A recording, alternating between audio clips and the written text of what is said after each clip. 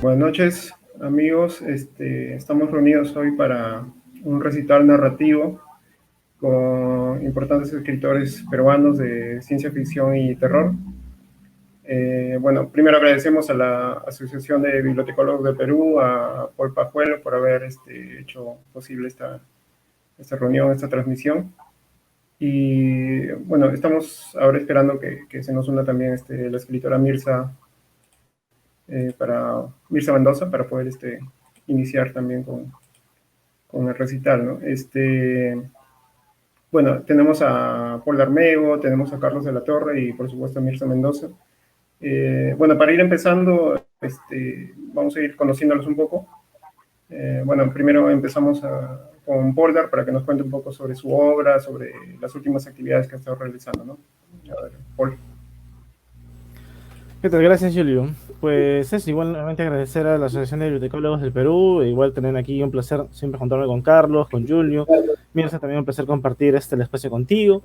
Bueno, yo soy Paul Darmego, soy psicólogo y escritor, autor de libros como Pandemia Z Supervivientes, próximo Pandemia Z Cuarentena, a salir en un par de meses, y El Domo, Historias Distópicas, que es un libro de ciencia ficción que salió el año pasado, y Nowhere City, que es un libro que ganó los estímulos, bueno, las ayudas COVID que salieron el año pasado en este concurso del Ministerio de Cultura.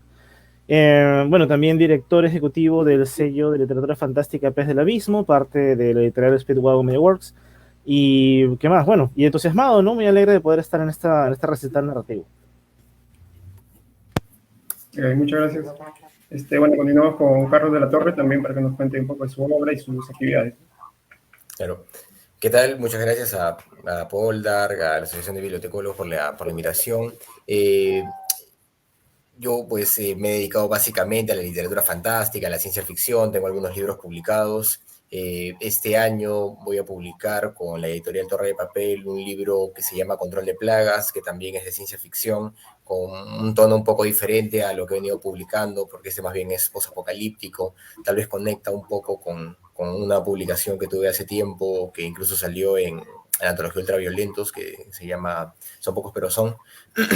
Y pues el próximo año se vienen reediciones también, se viene la reedición de Los Viejos Salvajes, que fue mi primera novela, se viene la publicación de un libro urbano que se llama En el Hampa, va a salir también con Torre de Papel, entonces, bueno, hay mucha actividad, por suerte, que se viene pronto. Gracias, Carlos. Y bueno, con Mirza Mendoza, para que nos cuente un poco sobre sus actividades, sobre su obra también. Gracias. Hola con todos, muy buenas noches. Mi nombre completo es Mirza Patricia Mendoza Serna. Soy escritora de cuentos. Por lo general escribo realismo, terror y alguito de ciencia ficción. Soy parte del colectivo de escritoras Mujeres Sacra. Soy parte de la editorial Libre Independiente. Con ellos saqué un ebook que se llama El currículum de una ludópata. También apoyo a Editorial Sexta Fórmula. Con ellos saqué mi libro Tenebrismo, que está pronto a salir en físico. He participado en diferentes antologías y estoy aquí para darles un poco de mi repertorio. Muchas gracias por la invitación y también estoy ansiosa de escuchar a mis compañeros y colegas. Muchas gracias, Mirza. Bueno, yo soy Julio Guzmán, escribo ciencia ficción, bueno, tengo un libro publicado, Simulador de Realidad, y bueno, año pasado publiqué un libro de relatos de ciencia ficción filosófica. Y bueno, ahí estamos, ¿no? Siempre produciendo un poco de ciencia ficción peruana. Bueno, vamos a empezar con este recital, bueno, con un primer relato, de acuerdo al orden en el que ya estamos. Bueno, empezaremos con Polder, si está bien, ¿sí? Con tu relato. Y o empiezo yo primero. ¿Cómo estamos en la lista? ¿Quién está en la lista? A ver, ya, yo empiezo, está bien, yo empiezo. Ya. A ver, vamos a ver. Bueno, este es un relato que publiqué año pasado es parte de, bueno, del libro de relatos de ciencia ficción filosófica. Bueno, el cuento se llama Si Dimaxión existiera. Es un cuento que, bueno, nace a partir de ciertas curiosidades matemáticas, ¿no? Y bueno, más o menos dice así, ¿no? Bueno, si Dimaxión existiera. Muchos conocen los videojuegos Pac-Man y Snake. Hay una curiosidad geométrica respecto a estos juegos, diseñados en un plano. Cuando queremos imaginar cómo serían tridimensionalmente o en nuestra realidad, ¿cómo sería el mundo donde estos juegos podrían desarrollarse? ¿Sería esférico, parecido al nuestro? El caso del videojuego de The Resistance, que posee las características de los videojuegos mencionados, incluyendo además a los de RPG a los que pertenece The Resistance, nos invita a este diseño imaginario. Cuando el matemático y profesor Orson Barrett murió, dejó entre sus hallazgos matemáticos la programación de un videojuego llamado The Resistance, y además una inteligencia artificial que es copia de su personalidad. Todos los que siempre quisieron preguntarle algo tenían la oportunidad de hablar con el profesor Olson, aunque él ya no estaba con nosotros. He podido entrevistarlo una vez. Esa inteligencia artificial podía responderle en base a los conocimientos que había incorporado de Olson y estaba en un desarrollo continuo. Era casi el mismo Olson siguiendo con su vida normal. Vance Davis, otro matemático y amigo de él, recibió después de haber fallecido Olson el videojuego indicando que era un regalo. Cuando Vance accedió, pudo jugarlo sin muchas dificultades, pero halló en cierta parte de ese mundo un impedimento que no podía ser resuelto con ningún recurso o elemento que ofreciera el mismo juego. Antes de exponerlo, será necesario mencionar rápidamente el gameplay o la manera de jugar más general de The Resistance. La trama del videojuego es simple. Una raza alienígena ocupa un planeta llamado Dimaxión, donde un personaje llamado Auriga tiene que eliminarlos. Auri tiene que huir y o enfrentar varias amenazas. Estas pueden incluir robots, alienígenas, bombas, efectos extraños de la naturaleza producidos por los alienígenas, etc. El asunto más complicado que encuentra Auriga es el de desactivar una bomba que puede destruir todo Dimaxión. En un lugar al azar de ese planeta, Auriga encuentra a un enemigo que le dice que ha activado una bomba que destruirá ese mundo. Auriga lo ataca para obligarlo a saber cómo desactivar la bomba que está en un punto lejano, en Dimaxión. Pero el ser alienígena nunca responde. El problema está en que llegar al lugar de la bomba desde su ubicación, solo corriendo o usando algún transporte conocido que vaya sobre la superficie de Dimaxión, es imposible. Vance intenta muchas veces salvar este mundo, pero siempre termina destruido. En muchas oportunidades intentó buscar un vehículo que lo pudiera llevar rápidamente al punto de la bomba, pero no encontró nada que le pudiera servir. Ninguno de los vehículos que iban por la superficie o de vuelo pudo ayudarlo. Solo un extraño proceder de Auriga, para el que no encontraba ninguna utilidad, le llamaba la atención. El personaje podía, siguiendo las órdenes del jugador y utilizando determinados botones, ponerse una especie de jetpack o mochila de propulsión con el que aparentemente podía volar. Cuando Auriga lo usaba, podía elevarse, pero no parecía que llegara a ninguna parte. Solo le quedaba regresar al punto de donde salió propulsado. A Vance solo le quedó recurrir a la inteligencia artificial que mantenía la comunicación con Olson, es decir, con la copia artificial de la personalidad de Olson. La conversación fue breve en esa oportunidad. Vance quería saber directamente qué hacer para salvar a Dimaxión. Ese encuentro con la inteligencia artificial no sería para tratar precisiones en los descubrimientos matemáticos de Olson. Quería saber la manera de superar esa distancia al punto de la bomba. ¿Eso era posible? ¿Esa aparentemente inútil mochila de propulsión servía de algo? No encuentro el modo. Tal vez ese jetpack podría ayudarme. Vance fue casi directamente a su duda, después de un breve saludo y de una rápida exposición de su problema. El jetpack sirve, pero debes estar en el lugar indicado. Si quieres saber cómo sucede, debes olvidar el aspecto bidimensional en el que ves a Dimaxión e imaginarla tridimensionalmente. O podemos decir, imaginar su forma real, respondió Olson con una naturalidad a la que Vance ya se había acostumbrado. Nunca había usado ese tipo de inteligencia artificial, aunque tenía algunos familiares cercanos que habían fallecido. Creo que ya estoy listo para saber cuál es el punto desde donde debo usar el propulsor. Me rindo, dijo Vance, recostándose mejor en su asiento y preguntó, ¿qué tipo de mundo puede ser Dimaxión en realidad? Hay una fuente de agua en las coordenadas 425-782. Desde ahí puedes usar el jetpack con su máxima potencia y elevarte en línea recta. Sobre su tridimensionalidad no puedo decírtelo. Eso es parte de un descubrimiento que hice y cuya explicación esta conversación no podría contener. Espero que puedas hallar su solución. Tengo una idea de la forma, pero matemáticamente es imposible de usar para este caso. Miró Vance hacia otro lado, intentando recordar las posibilidades geométricas que solucionarían ese problema, y finalizó. Bueno, amigo, hablaremos luego. Gracias por el dato. Vance ya había pensado sobre la equivalencia real de esos mundos bidimensionales mucho antes de recibir The Resistance. Los juegos como Pac-Man o los de RPG escondían esas curiosidades geométricas, pero también sabía de los efectos secundarios o distorsiones. Al intentar imaginarlos en la realidad, en nuestro universo, al intentar imaginarlos en la realidad de nuestro universo. Ahora Olson le había dicho que lo pensara tridimensionalmente, pero eso era imposible de imaginar. Dimaxion no podía conservar sus características inalteradas. El problema podemos hallarlo en ejemplos similares como la equivalencia de la Tierra en un mapamundi o plano, que es la perspectiva que tenemos de Dimaxion, que resulta ser imposible con exactitud sin distorsionar partes del mundo. Los mapamundis de los que aprendimos no muestran a nuestro mundo con fidelidad. El teorema egregium de Gauss determina en su consecuencia esa limitación. Con esa proposición podemos razonar también que no es posible imaginar el mundo plano de Dimaxion en nuestra realidad tridimensional sin alterarlo. Consideremos ahora que se ha señalado desde hace mucho tiempo que mundos como los de Dimaxion en un plano, la perspectiva que tenemos del juego, sean los de Pac-Man, Snake o RPG, tienen en realidad la forma geométrica de un toroide, rosquilla o donut, no de una esfera, configuración usual en que se imagina un planeta. Si vemos la manera en que se desplaza Auriga por el mundo, notamos que cuando se mueve hacia el norte, podríamos decir, de Dimaxion, continuamente esta aparece por el sur, y si se dirige sin detenerse hacia el oeste, aparece por el este. Este desplazamiento puede ser observado al transformar el plano donde sucede el juego en un donut o toroide. Se une la parte o línea superior o del norte del plano con la parte inferior haciendo un cilindro. Luego se une uno de los extremos del cilindro con el otro hasta obtener el donut. La observación atenta de este hecho nos indica que Dimaxion podría ser realmente un donut, pero el teorema mencionado de Gauss nos detiene al establecer que las distorsiones del mundo de Dimaxion serían inevitables y que no se lo puede imaginar así. Es decir, no habría concepción tridimensional de Dimaxion, solo sería un plano.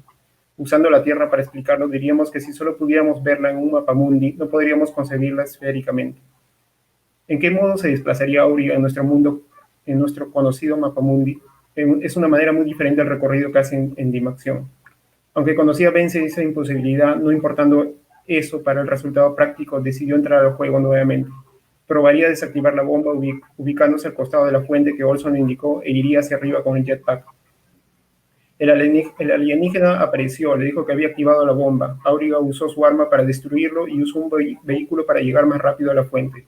Encendió el jetpack con toda su potencia y se elevó velozmente. Apareció en unos segundos en el punto donde se encontraba la bomba.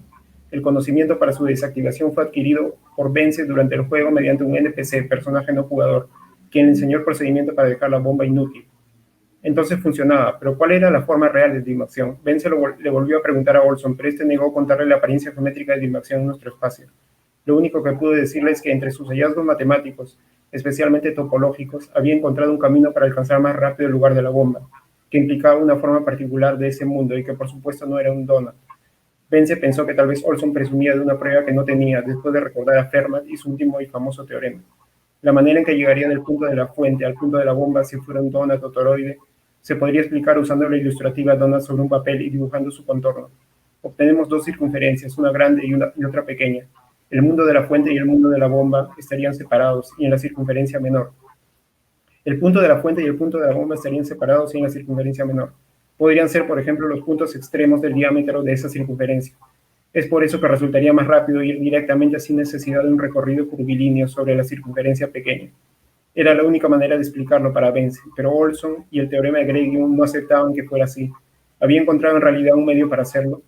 Vence pensó que la inteligencia artificial de Olson estaba cometiendo un error, que Olson había encontrado esa solución en vida o que la inteligencia artificial lo había logrado sola en su propio desarrollo. Aún tenemos mucho por estudiar de los hallazgos y las consecuencias de los descubrimientos matemáticos que el profesor Olson nos dejó, y posiblemente el del videojuego de Resistance será el que exija más tiempo, si es que algún día su comprobación puede ser hallada. Bueno, eso es todo. Muchas gracias. Continuamos ahora sí con Polder. Muy bien, gracias Julio. Bueno, se me escucha bien, ¿no? Por favor. Sí, escucha bien. Bien, bueno, yo he preparado un cuento justo del libro actual que he sacado, que es The Nowhere City. Es un cuento de este libro que cuenta, que tiene cuentos de terror, sería, ¿no? Terror, misterio.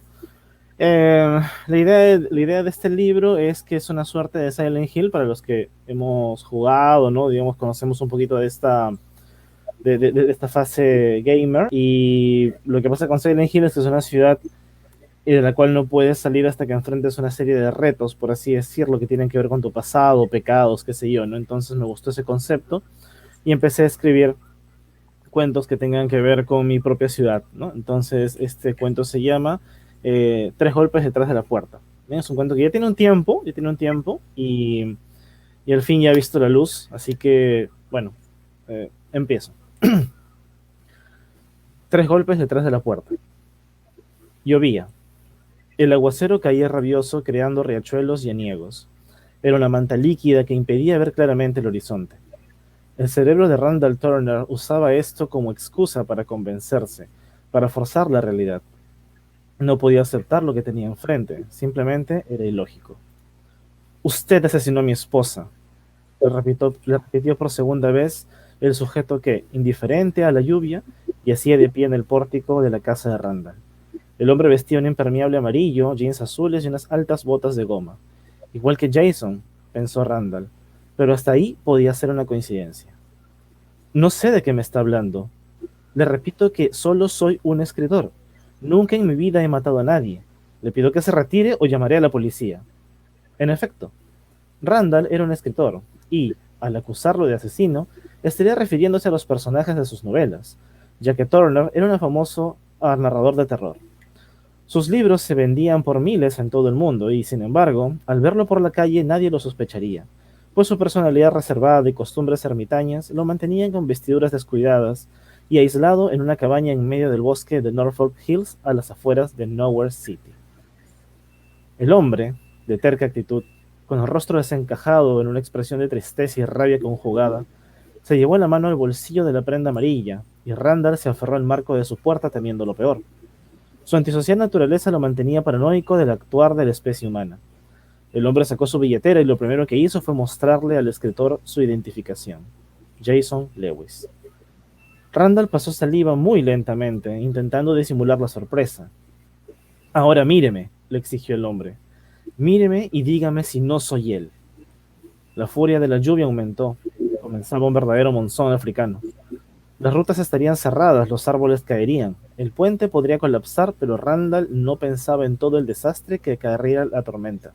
Por su cabeza, una idea empezaba a germinar, maligna, como una sombra que hunde todo lo racional, desapareciéndolo en el mar de la locura.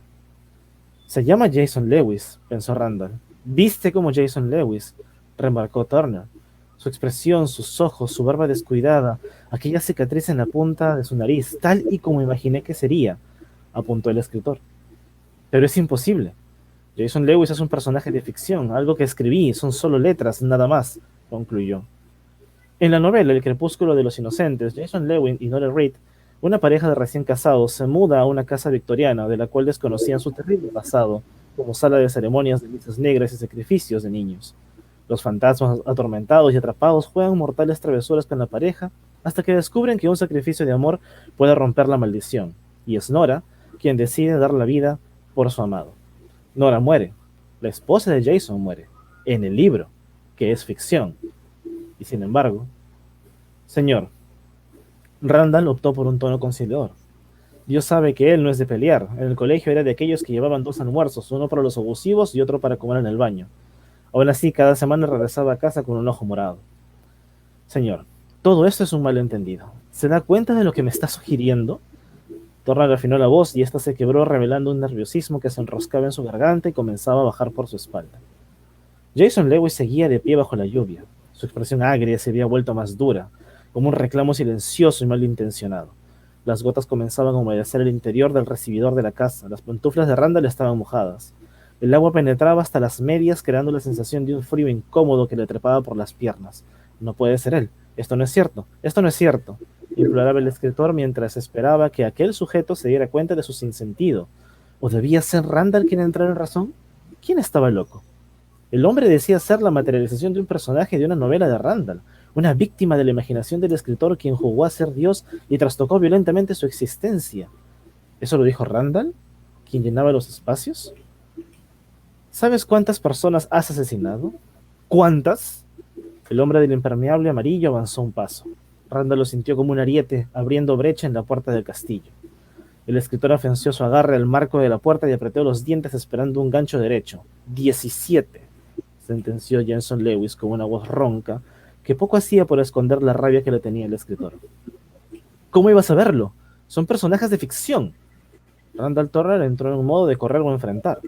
Era una rata acorralada que mostraba los dientes y chillaba salvajemente. Moriría peleando. ¿Usted cree que busco una guía telefónica a los nombres de mis víctimas o algo así, y que luego lo escribo y de alguna manera mágica se hace realidad? Es ficción, señor, es ficción. Por lo que a mí respecta, esta es una incómoda coincidencia. Mi esposa no era una coincidencia. Llamaré a la policía. En un movimiento coordinado, Turner retrocedió y batió a la puerta con fuerza. Esperó unos segundos con los ojos desorbitados sin parpadear. Su corazón latía con una potencia bestial y comenzó a rasparse las cutículas de las uñas, costumbre ansiosa que desapareció al terminar la universidad y pudo optar por una vida retirada. Un trueno reventó en el cielo y Randall dio un respingo, pero nadie llamó a la puerta. Fue a buscar el teléfono. La tormenta era implacable. Los vientos ya habían arrancado de raíz árboles ancestrales, cables eléctricos, líneas telefónicas. No era de extrañar que la alejada casa de Randall Turner sufría de estos estragos, apartada como estaba en medio del bosque. Turner levantó el auricular, pero no escuchó tono alguno. El teléfono estaba muerto. Ese maldito cortó los cables, pensó, y lamentó no tener un celular en la mano. Nunca le gustaron esos aparatos. Creía que podía ser rastreado. El temporal auguraba una tempestad aún mayor. Los truenos se hacían cada vez más seguidos, creando una suerte de repercusión apocalíptica. Un rayo impactó la casa, haciendo un corte en el cableado eléctrico. La austera residencia del escritor se sumió en la completa oscuridad. Turner comenzó a respirar en bocanadas rápidas y se llevó la mano al pecho en un intento de calmar su pulso cardíaco. Esto se estaba saliendo de control. Aquel sujeto estaba loco, decía Sir Jason Lewis. Vestir como él, verse físicamente como él. ¿Y si era él? Randall sintió un mareo que lo hizo caer golpeándose la cadera contra la mesa del centro.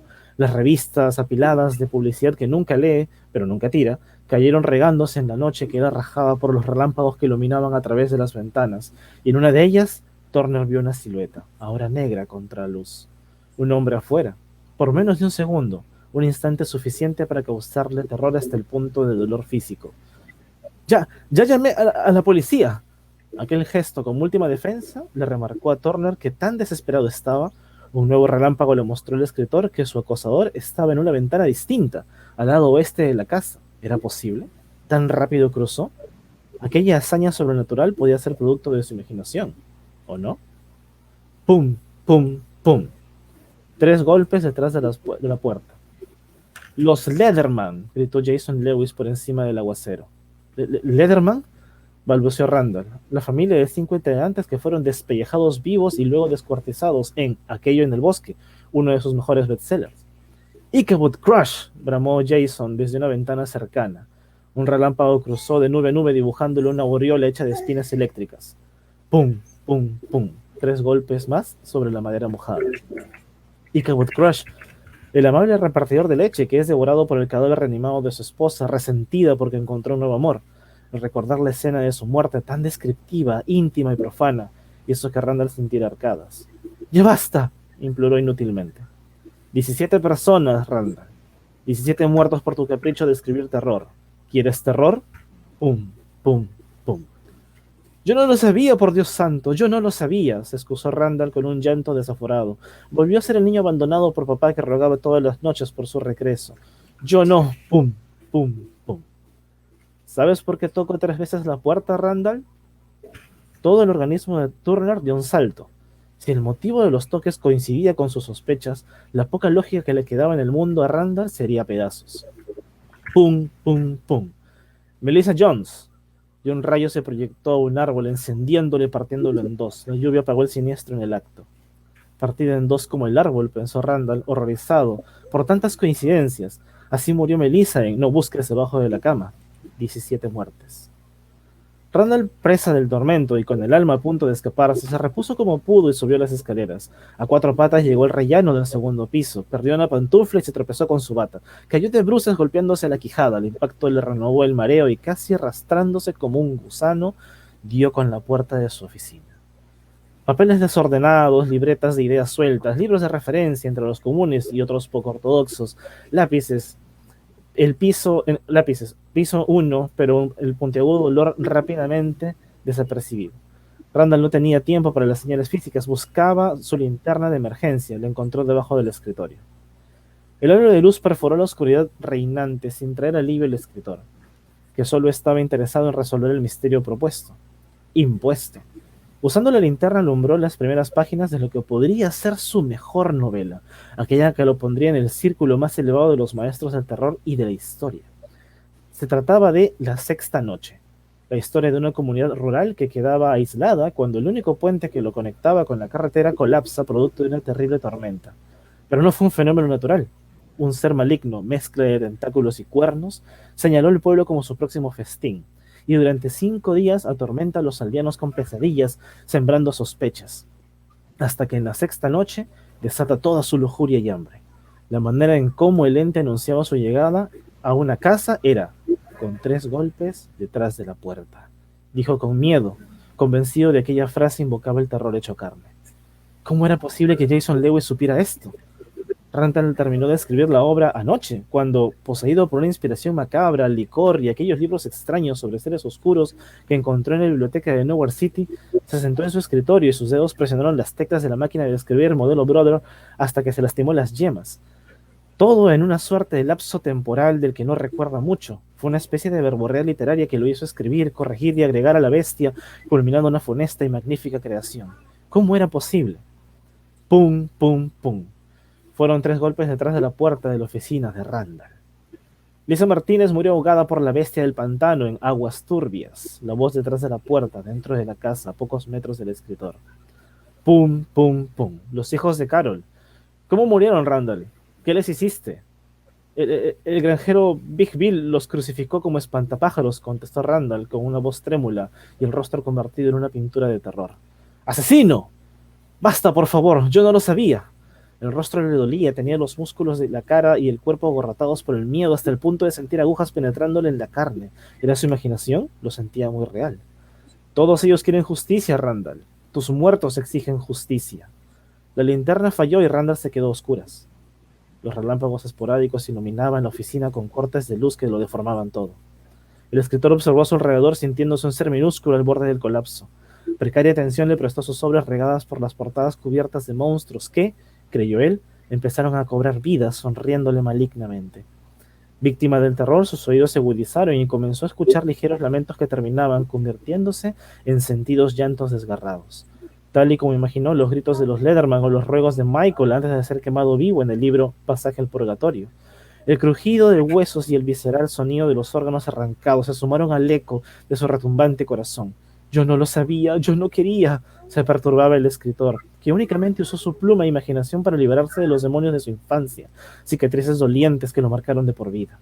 Un rayo cayó peligrosamente cerca de la vivienda, iluminándolo todo con una luz plateada, y ahí, en una esquina de la oficina, dentro de la oficina, Randall vio a una mujer sollozando quedadamente mientras sostenía un ejemplar del Crepúsculo de los Inocentes. Era Nora Reed, tal cual Randall la concibió, llorando segundos antes de su terrible muerte. Pum, pum, pum. ¡No! Turner buscó una salida a su tormento y se lanzó por la ventana. Se arrojó intentando escapar, pero la borrasca, que dañó varios árboles y tiró otros, dejó varios troncos partidos, estacas de madera que lo encontraron en su caída, atravesándole los órganos, dejándolo morir, desangrado, bajo el intenso diluvio. La lluvia ingresaba por el agujero de Java. Jason Lewis recogió del suelo uno de los libros profanos, un tomo grueso, de tapa de cuero, y hojas de papiro, un texto antiguo y secreto que ahora expelía una abyecta energía. Se asomó con la misma mirada de furia contenida, acompañada esta vez de una oscura sonrisa inalterable entre el aguacero. Un nuevo trueno iluminó el cielo proyectando la sombra del acosador, dibujando un contorno extraño lleno de tentáculos y cuernos. Gracias.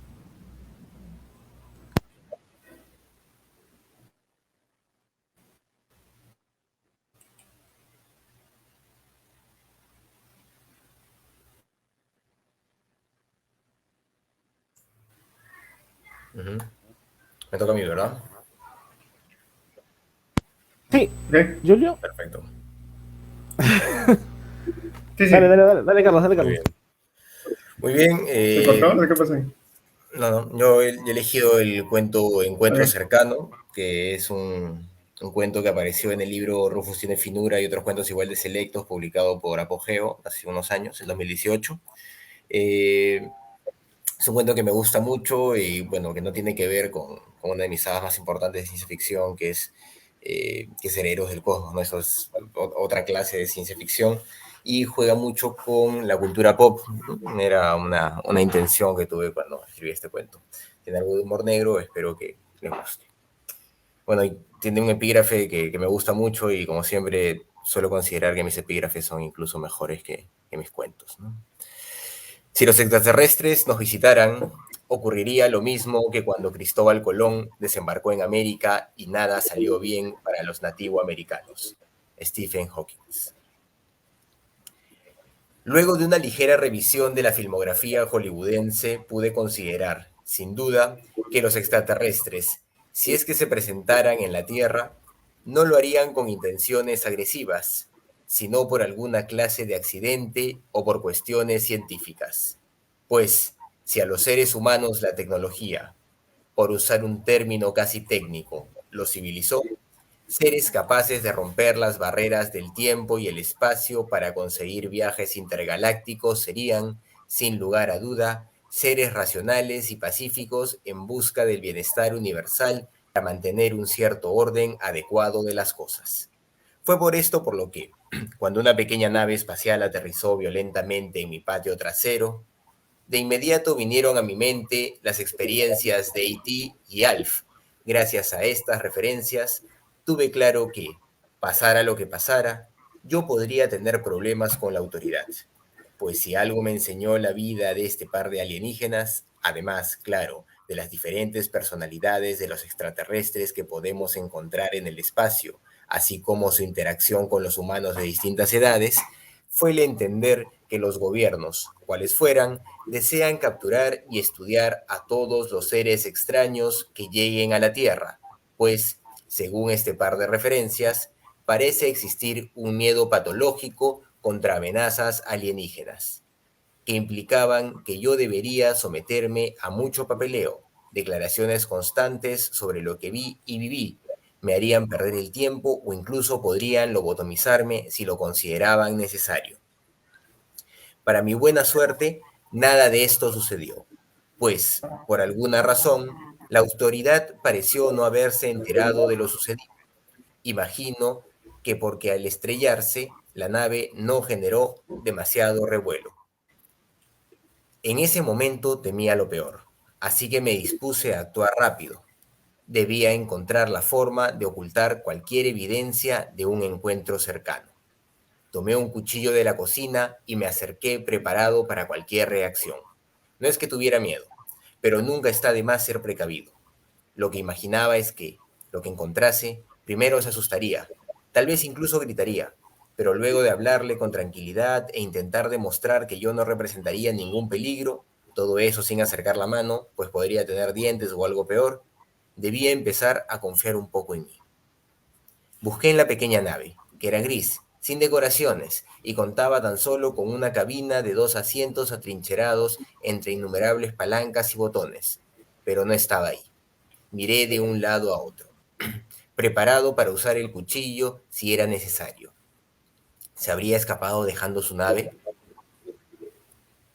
No lo creía posible. Entonces, ¿dónde se podría ocultar? Me tomó varios minutos, pero lo encontré tras unos arbustos. Entonces descubrí por qué me fue tan complicado dar con aquello. Era aún más pequeño de lo que esperaba. Casi tenía el tamaño de un bebé humano y su figura antropomorfa con decenas de ojos en lo que sería su cráneo no recordaba ni a E.T., ni a Alf, ni a los insectos de hombres de negro, ni a ningún extraterrestre que hubiese visto en la televisión o el cine. El extraterrestre no tardó en notar que yo era amigable, pues no salió corriendo, y creo que empezó a hablarme en un idioma tan extraño que solo un droide de protocolo de Star Wars sería capaz de traducir. Al instante comprendí que me sería imposible aprender su lengua.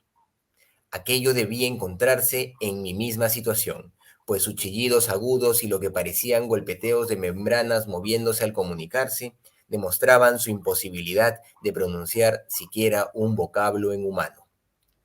A pesar de eso, resultaba lógico asumir que llegaríamos a entendernos con el tiempo, pues ambos éramos seres racionales.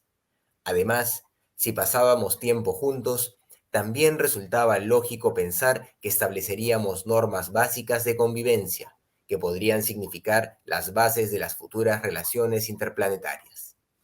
Desde un primer momento, sus reacciones fueron curiosas. Se comportó de manera muy tranquila, casi no emitía ruidos y demostraba temor a todo lo que le rodeaba. Lo llevé a mi sala para invitarle un bocadillo. Sus decenas de ojos exploraron el lugar con mucho detenimiento. Ya que no le vi dientes, pero sí una boca inmensa para su tamaño, pensé que la mejor idea sería invitarle verduras, puesto que la lógica simple me indicaba que, si no los tenía, era por ser vegetariano. Comió sin mayor problema el brócoli, las zanahorias y el par de manzanas. A mi parecer, era demasiado para su tamaño. No tardó en comprender que le brindaba a mi casa el tiempo que lo necesitara. Por mi parte, intenté explicarle que no debía salir, pues resultaría peligroso. Lo capturarían y harían experimentos con él hasta dejarlo disecado en alguna bodega secreta del ejército. Le repetía que yo me encargaría de cuidarlo hasta que tuviera que irse. Se lo decía moviendo las manos todo lo posible, gesticulando para reforzar la idea de mis palabras, pronunciadas más lento de lo habitual. ¿Me habrá entendido? Creo que sí, pues no intentó salir. Pasaron los días y cada vez comía más, aunque no resultaba demasiado caro alimentarlo. La suerte de vivir en un país tropical y en vías de desarrollo, donde la verdad nunca esperé que sucediera algo parecido, porque según Hollywood todo pasa en Estados Unidos, consiste en la buena y barata alimentación que no tienen la mayoría de los países desarrollados, con sus productos procesados y enlatados. Al día llegué a comprar 1 kilo de papa blanca, medio kilo de zanahorias, 2 lechugas, una coliflor, media piña para no acostumbrarlo, 4 manzanas y una mano de plátanos que devoraba con cáscara y tallo. Aquello se convirtió en un gran amigo. Podía confiarle mis secretos, mis intenciones sobre escribir una novela, volver a leer a Bradbury, ver juntos Encuentro Cercano del Tercer Tipo, algunos capítulos de Expedientes Secretos X, reírnos un rato con la gran exageración de Distrito 9, incluso hablar de mis romances con alguien más que con el espejo.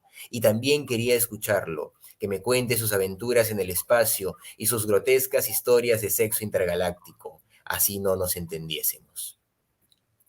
Su situación y el peligro inminente de que nos descubriesen, sumado a mi cómodo trabajo como redactor desde casa para una revista cultural, en esa época todos mis artículos trataban de literatura y cine de ciencia ficción, lo convirtió en mi único amigo.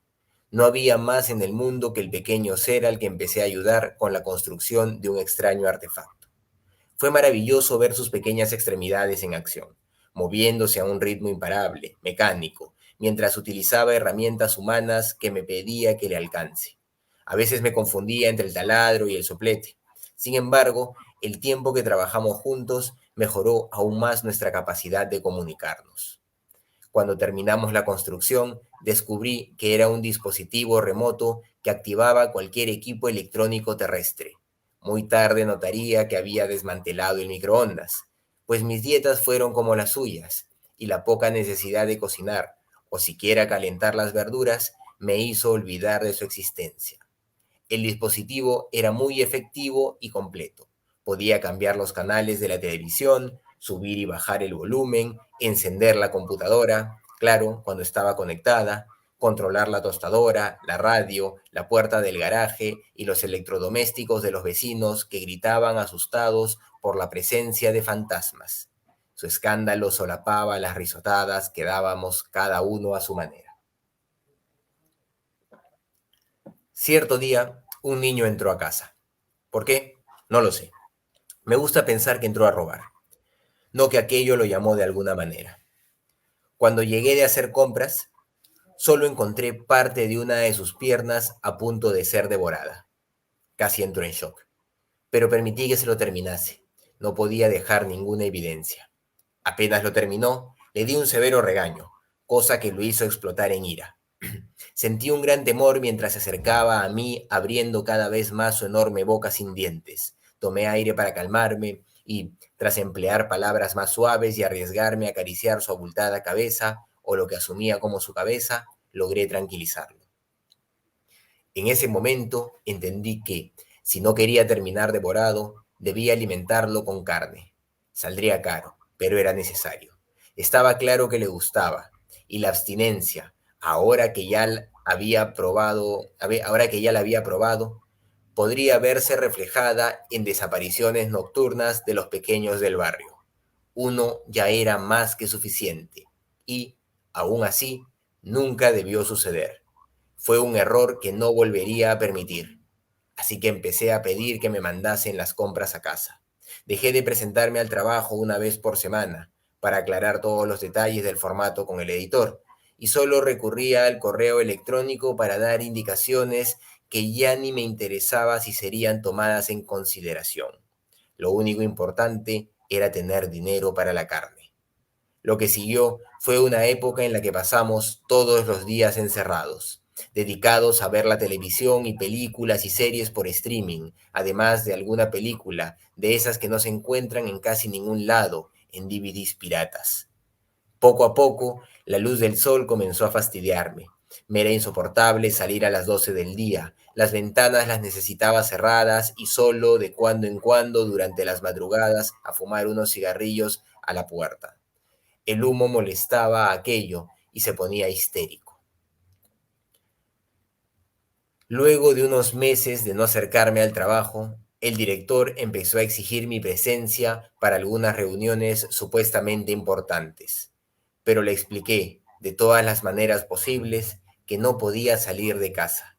Le hablé de fobias adquiridas, de sueños recurrentes en los que salgo de casa y la simple luz solar empieza a herirme y me consume y quema como la clara de un huevo sobre la brea japonesa.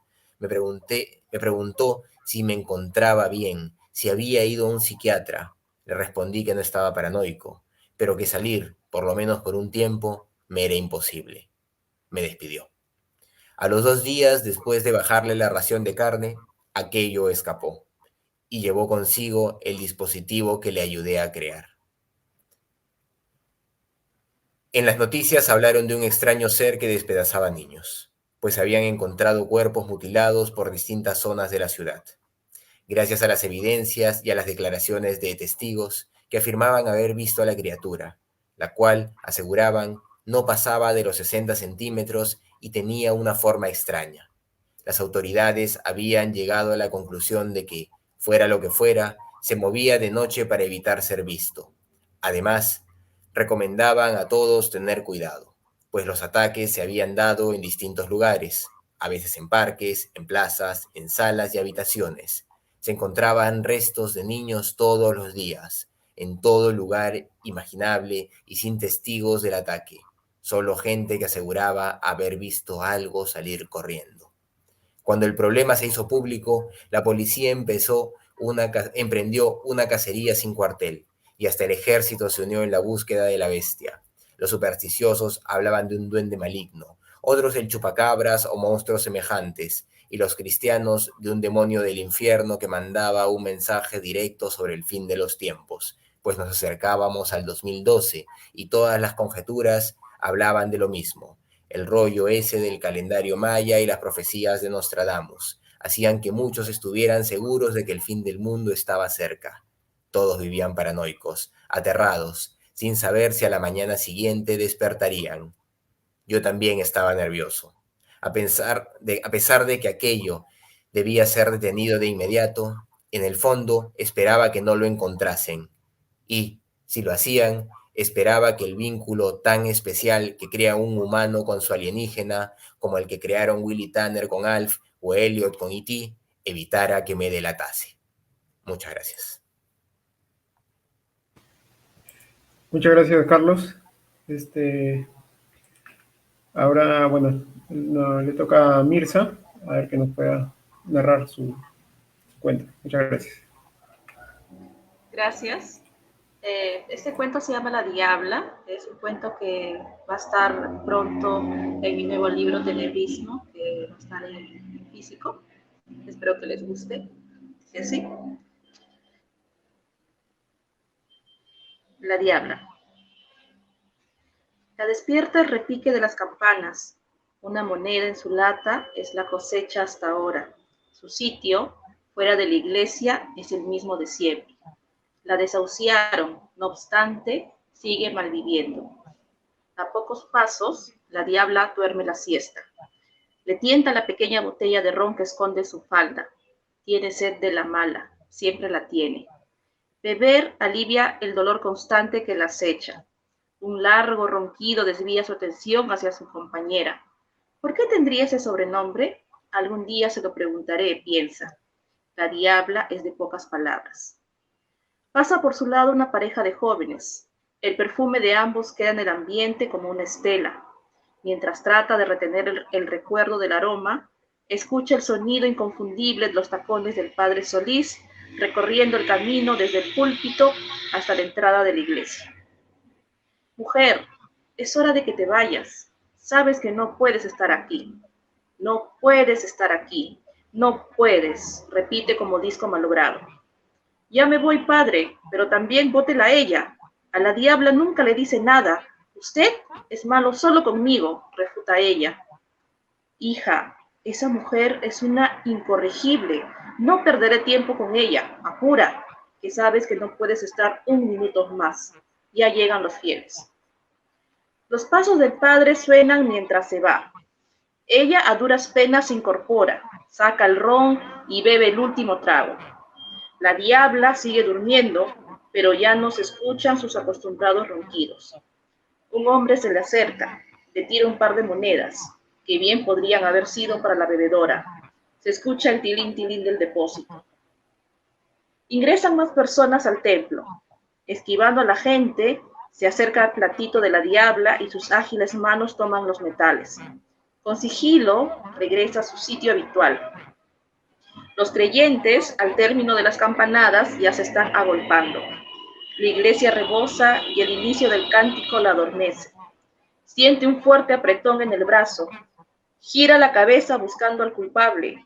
Es ella, feísima y con la cara llena de surcos. Sus ojos saltones y vacíos le piden que resarza su acto. La diabla busca que le devuelvan su dinero. Carajo, diabla, está bien, pero suéltame, reniega. Sus dedos dejan de ejercer presión en ella lentamente. Se soba el brazo y se levanta. Al echar un vistazo al sitio acostumbrado de la diabla, la ve acostada junto al platillo despostillado. Su garganta se cierra. Quiere gritar, pero si hace un escándalo, ya no podrá regresar a su lugar de trabajo. Se acerca, la toca y está fría. Tiene los ojos entrecerrados y la boca apenas abierta. El rostro sucio y las uñas llenas de mugre. El olor a podrido de la comida que guarda entre sus harapos le da náuseas. Pasa los dedos bajo su nariz. Aparentemente no respira. Siente por segunda vez un apretón en el brazo. La diabla insiste en que le devuelva su dinero. Se aparta, empieza a sudar, gira varias veces la cara desesperada por ver a ambas.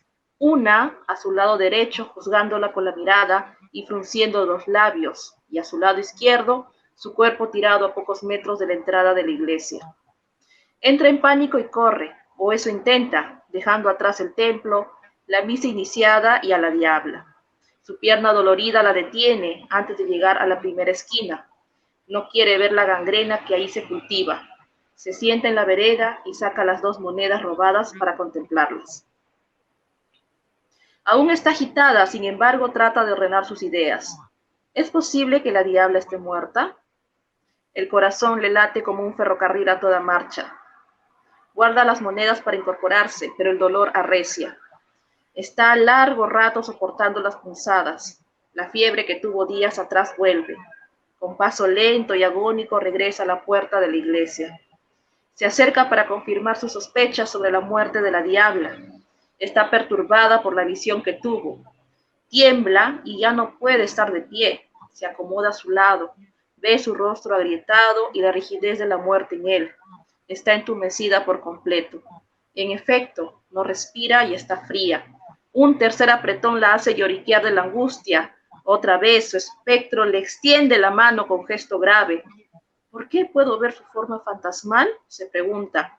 Se aceleran sus palpitaciones y su respiración se entrecorta. La diabla sigue enfadada. No las unía una amistad, no se tuvieron afecto ni cariño. Solo le escuchaba refunfuñar, roncar y maldecir todo el tiempo.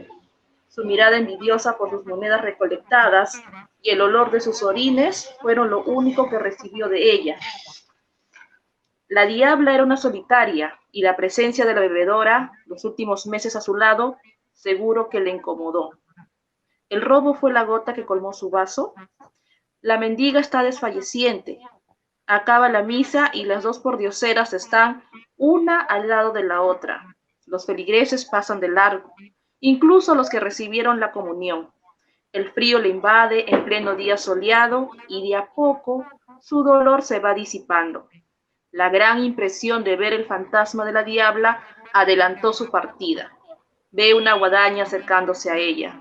¿También es su hora de partir? Mantiene las monedas en la mano y la imagen difusa de la diabla con rostro severo espera que deposite los metales en su lugar.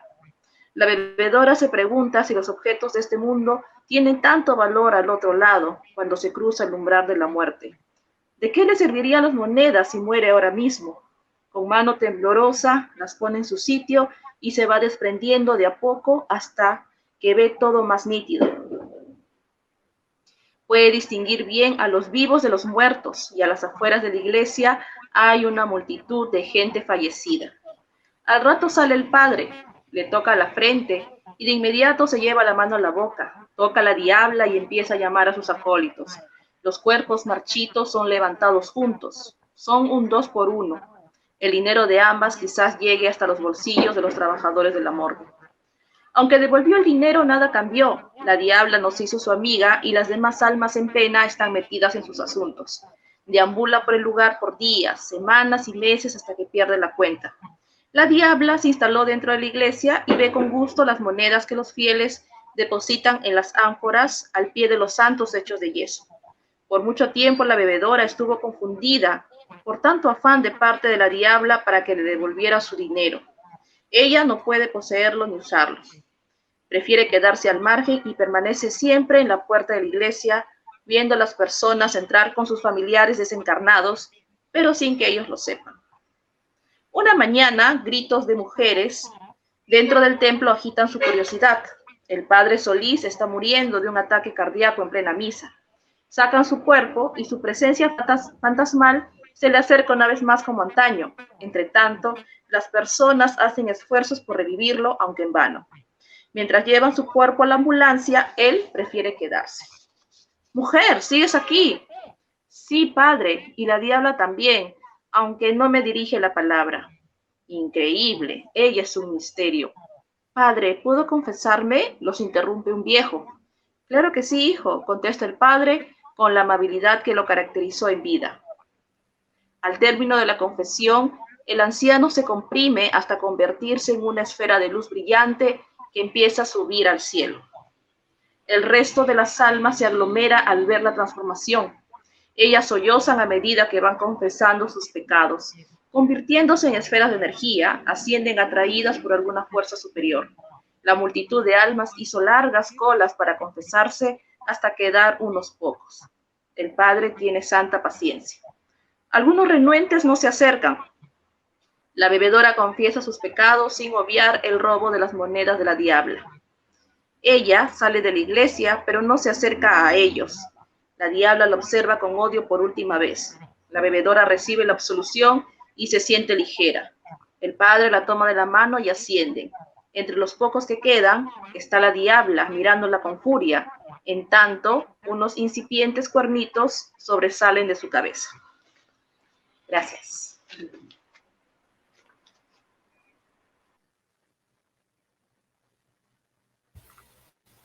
Gracias, Mirza. Muchas gracias. Muchas gracias a todos por su participación. Bueno, ya para despedirnos, bueno, vamos a cada uno a contar qué proyectos tienen ya próximamente, qué es lo que se viene cada uno por su parte. Y ya, bueno, para despedirnos, ¿no? A ver que nos cuente un poquito también sobre eso. Bueno, a ver, Paul. Bueno, por mi parte está mi reciente libro que ha salido, como digo, Nowhere City, y pues muy contento también de anunciar, ¿no?, que para la Feria Internacional estará Pandemia Z Cuarentena. Eh, Eso a nivel de escritor, ¿no? Como editor, o bueno, en todo caso como director de Pez del Abismo, se vienen 2 libros más de unos amigos extranjeros que vamos a publicar bajo el sello este año. Un libro ya sale la próxima semana y el siguiente en un par de meses. ¿Y qué más? Pues como gestor cultural, pues la Ouroboros se va a hacer en su momento. Eh, Igual, ¿no? Desde Perú FFT también regresan las entrevistas, yo tengo un poco de archivo, así que vamos para adelante con eso. Y ya, creo que eso hasta ahí. No, hay una cosa más, pero eso todavía hasta que no se concreta no la voy a decir. Mejor. Ok, gracias. Bueno, Carlos, a ver, para que nos cuente también qué proyectos tiene. Sí, claro, bueno, como les comenté, este año se publica con Torre de Papel la novela Control de Plagas, que sale gracias a apoyos COVID del Ministerio de Cultura. Es una novela, pues, posapocalíptica, ¿no? Con tintes andinos, se da todo en la Sierra Peruana. Y, pues, bueno, es todo un rollo bien Vega Fallout, ¿no? De bombas que cayeron y un mundo que se está reorganizando, etcétera, ¿no? Eh, También va a salir el próximo año la publicación de En el Hampa, con Torre de Papel, sale la reedición de Los Viejos Salvajes. En el Hampa es una novela más bien urbana que ha salido en formato digital para Amazon y pues se va a publicar en formato físico. Esta es una novela urbana de corte pues casi de narconovela, por así decirlo, ¿no? Es una novela que juega mucho con un tema sonoro del dialecto, de la jerga. Es un experimento que alguna vez hice, me gustó mucho y por suerte pues ha caído bien en la editorial, así que se publica. Y también lo que va a salir en digital este año es un compilado que estoy haciendo de cuentos que salieron de forma individual en algún momento, algunos en antologías, que se va a llamar, bueno, se llama, ya está a punto de publicarse en un par de semanas, se llama El ritmo de la censura y que incluye cuentos como Son pocos pero son, Tabaco con hierba no es magia, Talk Show, y uno que se llama Mucho Más, que incluso tiene un cortometraje dirigido por Jesús Alvarado, y en el libro va a estar un código QR para que puedan ver el cortometraje, ¿no? Se llama El ritmo de la censura porque todos son cuentos para adultos, ¿no? Para mayores de 18 años. Eso es lo que se viene, pues, como escritor. Como editor, también así siguiendo un poco el ejemplo de Poldar, desde el Instituto Pedro Peralta y Barnuevo vamos a publicar una reedición del libro Lima, de Manuel Atanasio Fuentes, también gracias al respaldo del Ministerio de Cultura en este caso. Estamos ya trabajando el libro, lo estamos trabajando junto con Jonathan Guzmín, que está acompañando la edición, ¿no? Yo estoy de director editorial, Jonathan Guzmín, que es egresado de la maestría de escritura creativa, también está viendo el tema de editorial y creo que va a salir un libro bastante interesante, bastante bonito, y tanto Control de Plagas de parte mía y pues esta reedición de Lima, que es un libro de 1866 de Manuel Atanasio Fuentes, por parte del Instituto Pedro Peralta y Barnuevo, que es el instituto que dirijo, van a salir para la Feria Internacional del Libro de Lima, así que vamos a estar con bastante actividad, ¿no? Y el próximo año pues también se vienen cosas y seguimos en este rumbo, ¿no? Ya, excelente. Y bueno, Mirza, también para que nos cuente un poco qué actividades se vienen próximamente. Sí, la siguiente semana, junto con la editorial Libre Independiente, estaremos en la Feria de Magdalena, en el anfiteatro de la Plaza Tupac Amaru, en Magdalena del Mar. Se viene mi libro Tenebrismo en físico, está en su 15ª revisión, es un proceso lento, divertido y por ratos también agobiante, pero ahí estamos. Y bueno, al igual que Poldar, tengo otros proyectos que están avanzando, que están también avanzando, pero no puedo decirlos hasta que ya se materialicen un poco más. Lo más próximo es Tenebrismo, que espero que en un mes ya esté saliendo, porque luego de esta 15ª revisión ya iría a maquetación, ya inclusive tengo la portada, pero estamos aguantando un poco para que salga algo bueno. Muchas gracias. Ya, muy bien, muchas gracias. Bueno, muchas gracias a todos por su participación, ha sido un excelente recital. Y bueno, muchas gracias a la Asociación de Bibliotecólogos de Perú y bueno, al público también que ha participado, que ha estado con nosotros. Y bueno, será hasta otra próxima oportunidad. Muchas gracias. Muchas gracias.